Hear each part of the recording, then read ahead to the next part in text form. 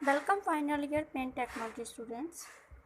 आज हम एपीसी में कुछ एमसीक्यू क्वेश्चंस करेंगे। इस बार बीटी यूपी में आपके एमसीक्यू क्वेश्चंस ही आएंगे, तो एमसीक्यू क्वेश्चंस की आप जितनी प्रैक्टिस करेंगे वो आपके लिए बहुत ज़्यादा बेनिफिट रहेगा। फर्स्ट क्वेश्चन हम देखते हैं, which of the following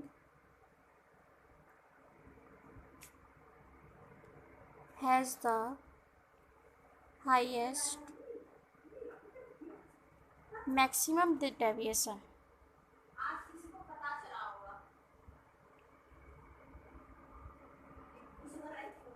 Which of the following has the highest maximum deviation?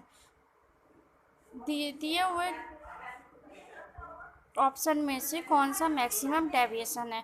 First है option P, second is P I, C is P D and D is P I D. P means proportional controller, PI proportional integral controller, PD proportional derivative controller and PID proportional integral derivative controller।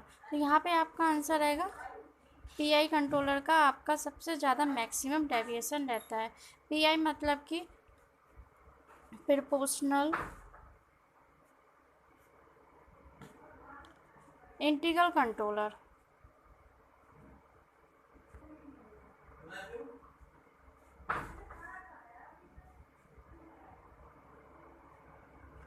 Okay, कई बार अगर full form भी पूछ ली जाती है आपसे कि pi का mean क्या है, तो आपका हो गया प्रोपोर्शनल इंटीग्रल। तो ये चीज़ आपको बहुत अच्छे से ध्यान रखनी है कि मैक्सिमम डेविएशन चारों में से कौन सा होता है, तो आपका हो गया proportional integral controller. Second question is the symbol, और सिंबल है आपका ये एक्स इनलेट हो रहा है, बाई इनलेट हो रहा है एंड आउटलेट है आपका Z.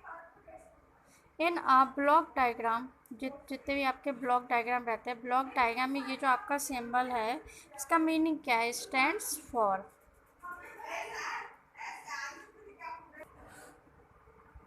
First option is multiple, second option is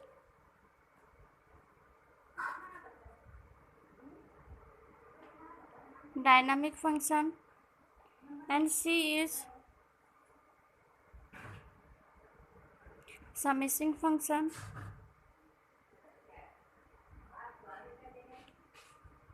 and D is none of these।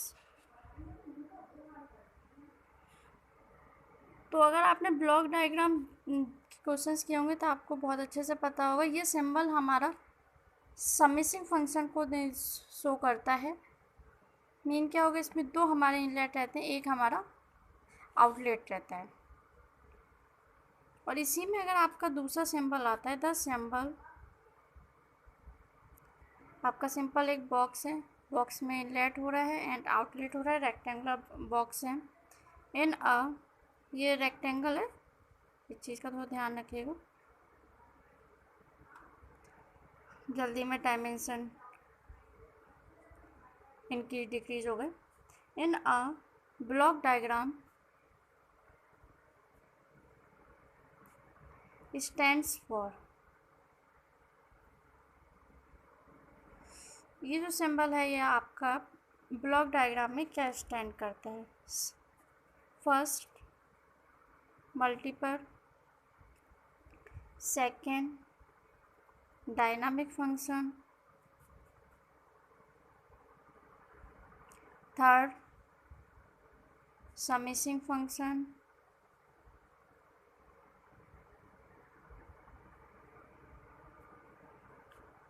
And fourth is none of these. तो समिशिंग फंक्शन तो नहीं है, समिशिंग फंक्शन आपका ये सिंबल है और ये है हमारा डायनामिक फंक्शन। ओके, तो ब्लॉक डायग्राम में आपके जो ये फंक्शन होते हैं ये आपको क्या क्या शो करते हैं ये आपको पता चल गया। नेक्स्ट क्वेश्चन है आपका Laplace transform of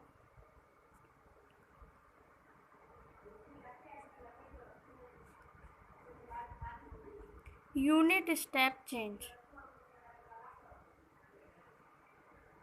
is. Unit step change का आपका लाप्लास ट्रांसफॉर्म क्या होता है? First option is 1, second option is 1/s, third option is 1/s², and C option is 0। तो इसको सॉल्व करने की जरूरत नहीं है, सिंपल सा ये सीधा सा आंसर है। यूनिट स्टेप का यानी कि यूटी का आपका लाप्लास रहता है 1/s, यही इसमें पूछा गया है। Next question is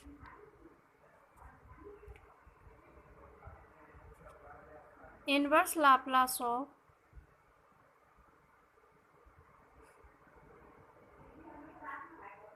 inverse Laplace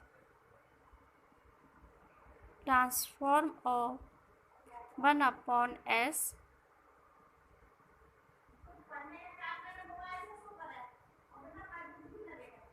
plus 1 is 1/s plus A का इनवर्स लाप्लास ट्रांसफॉर्म क्या है?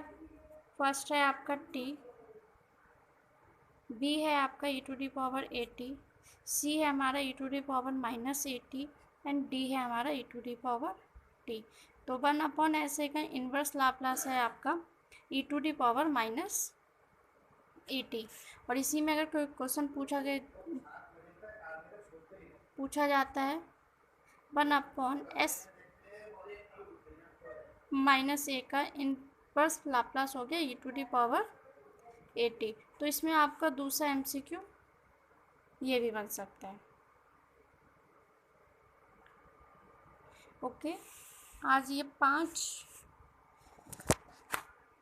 MCQ कराए हैं, इसको एक बार रिपीट कर लें। Which of the following has the highest maximum deviation? Highest maximum deviation आपका प्रोपोर्शनल कंट्रोलर का है, प्रोपोर्शनल इंटीग्रल कंट्रोलर का, या प्रोपोर्शनल डेरिवेटिव कंट्रोलर का, या फिर प्रोपोर्शनल इंटीग्रल डेरिवेटिव कंट्रोलर का। तो हाईएस्ट मैक्सिमम डेविएशन हमारा होता है प्रोपोर्शनल इंटीग्रल कंट्रोलर का। सिंबल आपके ब्लॉक डायग्राम में डायनामिक फंक्शन का आपका रहता है, एक रेक्टेंगल रहेगा जिसमें इनलेट एंड आउटलेट रहता है, और समिशिंग फंक्शन का आपका एक सिंपल सर्कल है जिसमें 2 इनलेट है x y एंड आउटलेट है आपका z। Laplace transform of unit step change का लाप्लास है आपका 1/s, and inverse Laplace transform of 1/s plus एक है e⁻−at, और e⁻at का लाप्लास हमारा होता है 1/s से। तो इनवर्स लाप्लास 1/s a का हो गया e⁻at। Next question is U tube manometer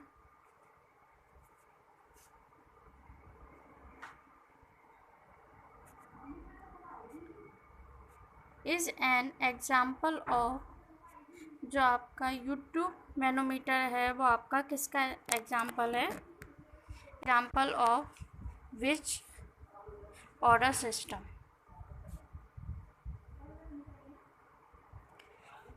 first है आपका, फर्स्ट ऑप्शन है फर्स्ट, बी है second, and C is third, and D is none of this. ये आपके लिए असाइनमेंट में क्वेश्चन है, आप इसका आंसर मुझे कमेंट सेक्शन में दीजिए, क्योंकि आपको थ्योरी में हम ये पढ़ा चुके हैं कि यूट्यूब मैनोमीटर आपका किसका एग्जाम्पल है, कौन से ऑर्डर का एग्जाम्पल है। All the best student for your exam. सभी टॉपिक्स के बेसिक आप अच्छे से पढ़ के जाइएगा, कुछ भी मत छोड़िएगा, क्योंकि आपका ऑप्शनल पेपर है। अगर आपको क्वेश्चन आता है तो आता है, नहीं आता है तो नहीं आएगा क्योंकि ऑप्शनल में कोई भी चांस नहीं रहता, अगर या तो आपका 100% राइट होगा या फिर 100% आपका रॉन्ग होगा। अभी तक थ्योरी पेपर होता था तो उसमें कुछ चांसेस रहते थे कि हाँ आपने आंसर लिखा है, अगर एक बार को गलत भी है और एक दो लाइन सही है तो लाइन मार्किंग हो जाती थी। लेकिन इस बार आपके पास ऐसा कोई भी ऑप्शन नहीं है, आपको सारे कॉन्सेप्ट क्लियर करके चलने हैं। Okay, thank you so much.